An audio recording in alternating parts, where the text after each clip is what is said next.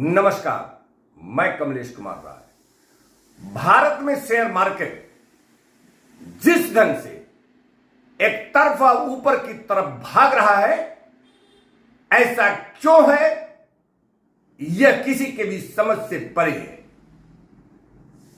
जब देश में दूसरी लहर समाप्त होने के बाद तीसरी लहर की आशंका से सभी परेशान हैं, लोगों के भीतर एक दहशत का माहौल है।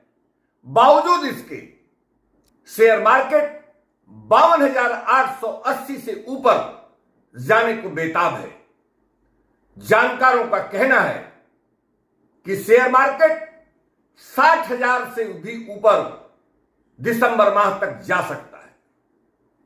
सवाल उठता है कि कोरोना के दूसरे महामारी के दौरान जब देश में 7.5 करोड़ से ज्यादा लोग गरीबी रेखा के नीचे जा चुके हैं, 1 करोड़ से ज्यादा लोगों की रोजगार चले गए, लोगों के हाथ में पैसा नहीं है,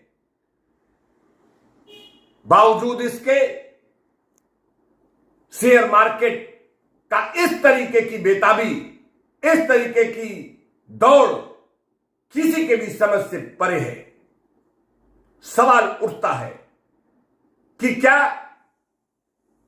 आखिर हर्षद मेहता के समय में जो कुछ भी हुआ या 2008 में शेयर मार्केट में ने जैसे लोगों को बर्बाद किया, क्या वही स्थिति फिर से दोहराई जानी है?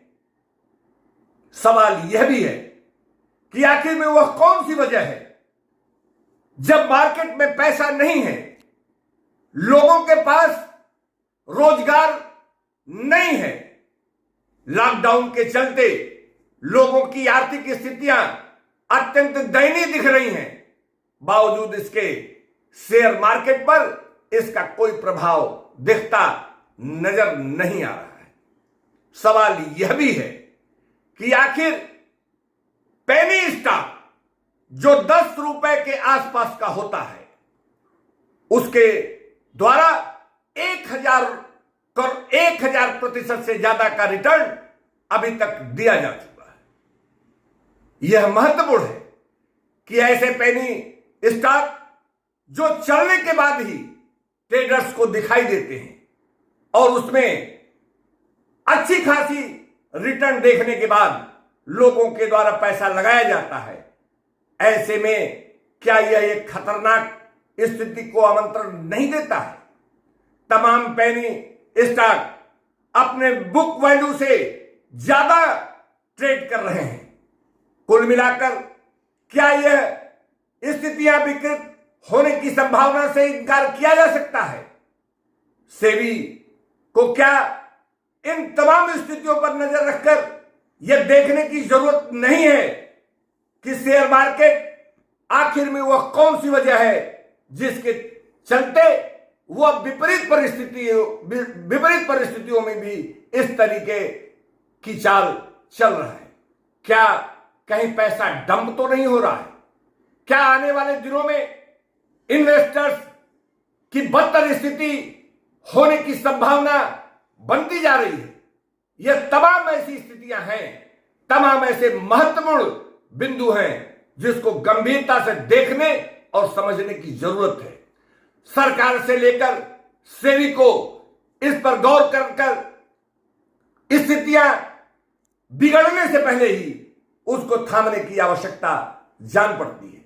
जानकारों का यह भी कहना है कि जिस ढंग से शेयर मार्केट 60,000 से ऊपर जाने के लिए बेताब है, सवाल यह बनना लाजिमी है कि जब मार्केट में पैसा नहीं है, बेरोजगारी है, लोग तीसरी संक्रामक स्थिति की दहशत में हैं, सभी यह जानते हैं कि पूरी दुनिया में जहां भी दूसरी लहर के बाद तीसरी कोरोना की लहर आई, वहां दूसरे से ज्यादा खतरनाक रही है। लोग इससे ज्यादा परेशान और इसके घातक परिणाम बदहाल हैं, बावजूद इसके भारत में इस तरीके की शेयर मार्केट की स्थितियां किसी के भी समझ में नहीं आ रही है। महत्वपूर्ण यह देखना जरूर है कि ऐसा न हो कि इससे से शेयर मार्केट में तमाम ऐसे अनजान लोग, ऐसे आम लोग फंस जाएं और जिनकी सारी संपत्ति, सारी पूंजी इसमें फंस जाए और वह बेमौत मारे जाए।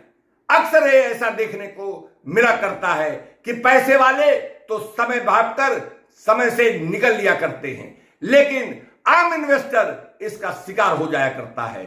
यह एक महत्वपूर्ण स्थिति है जिस पर सेबी को गंभीरता से समझने और इस पर निर्णय लेने की जरूरत है।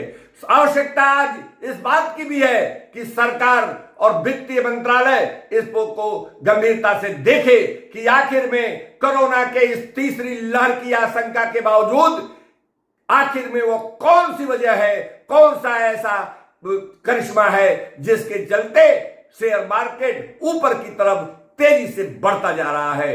उपभोक्ता मंच के लिए आज बस इतना ही।